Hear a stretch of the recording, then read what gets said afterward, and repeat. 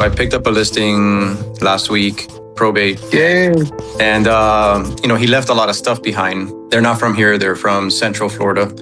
Yep. And so they wanted my help to take the stuff out, the contents out, and then have it cleaned. I could have put it on lockbox, but they were like, look, there could be sensitive stuff in there. We might need your help to just make sure that there's nothing of value that we missed. And there's also a possibility that there could be a gun in there that we need to manage. So I ended up spending like the whole Saturday there.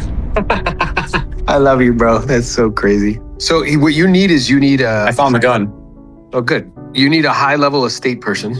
So I had somebody that we would always refer. I had two people really, and one who I used for a while, but then she got like a little snobby because she only liked like really nice properties, and then we kind of like pivoted over to another one to where you know them, you like them, but most importantly you trust them, and they're licensed, bonded, and insured, and they would go and do that. I would introduce them to the individual, and then they would go check out all the stuff, and there's a fee for that. See if there's anything of value. If there is, great. Consignment. We do an estate sale. They would secure the gun, the weapon, but then I would introduce them to the client, and the client would like interact with them with regards to that, not me. You just have to be like mindful of that, because like as you go down this path, because I know you and I know you're kind of, I don't know, natural disposition, you're going to find yourself doing that. You'll find yourself like dropping off cars to CarMax. You'll find yourself like doing all this stuff. And trying to save them money all at the same time. Nah, bro. Like I'm good. So I would just introduce them to, and I had this project manager on my team, Melissa, who would like, we had our team of vendors or whatever, and we would just connect the appropriate people and we'll let them do it. And then what I learned too, because somebody asked me to do the car thing, and I'm like, well, you have to sign a specific power of attorney. My recommendation is you have the attorney do that, your probate attorney. And they did, and it was fine.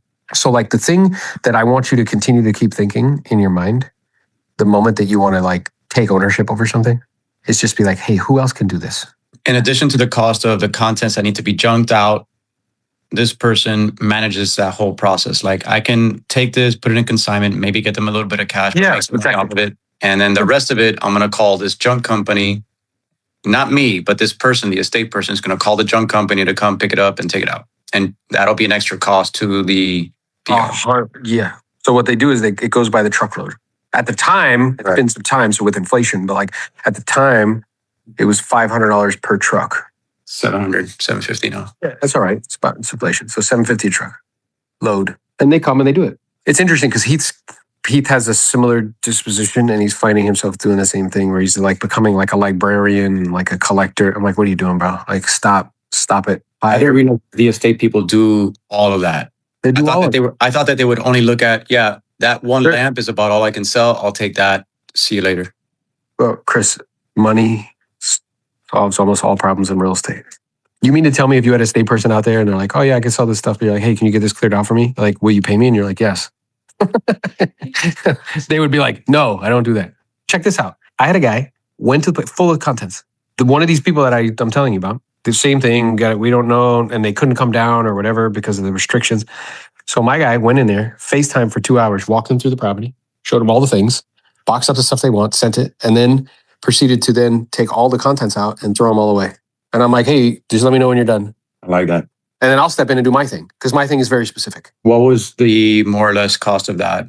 I realized it was a while back. I mean, it was a while ago, but like, it wasn't that much money, bro. It really wasn't. But independent, like, I think you think your job is to try to save them all this money. Stop doing that. Like, well, what's the cost? Do they have coupons? Can I get something on Groupon for them? Like, what are you doing, bro? It's the cost of doing business. They have this big problem and there's all this content and they don't want to deal with it. Guess what? That's going to cost you money. So instead, what you do is you donate your time to charity. Yeah, I was already starting to wonder, like, 3% is really not going to be enough for all this coordination.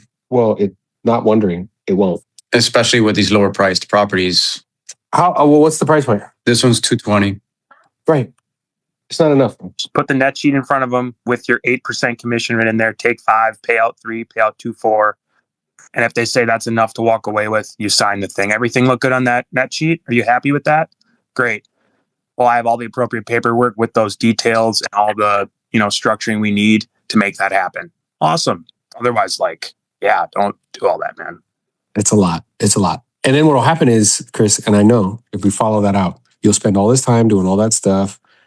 They may or may not be happy at the end, but then that takes you away from what? Better work that produces income and my family. Taking more probate listings. That's exactly right. Yeah. So I would just reserve, like, again, there's some beliefs that like they're like little snags you get snagged on. Like one, like it's my job to like vet all of the vendors and like look at all of the quotes and try to like save you as much money as possible. It's like, okay, I guess you could take responsibility for that if you choose to. And then like, hey, my job is to like help you with all these things. It's like just going wildly above and beyond and not being appropriate. And it's okay to go above and beyond, but like in a business perspective, I need to be appropriately compensated for that. Like if you would have told me, yeah, this is like $1 million listing, like, okay, this is a rinky dink 250, you know what I mean? Dude, I would wait 2 months for people to figure stuff. Like I'm not running over there to get it done. It was not uncommon, dude. I'd have 10 listings waiting to come on the market with listing agreements signed. But that's what I'm noticing is like the listing agreements could take time.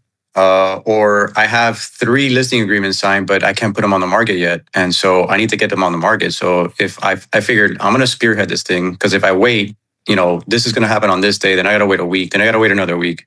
I got it all knocked out in one day, but it did take my full day and attention. Yeah. And the problem is too, is like, it's okay. The problem is you're also like opening yourself up to liability while you're walking around there. You don't really think that or consider it, but you are.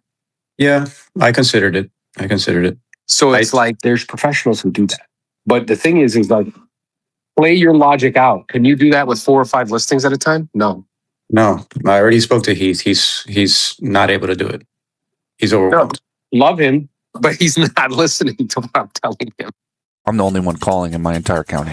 I have no competition. Am I overcalling them? 0 competition. This is 90-ish day cycles. So right around 90 to 120, they're going to start to pop.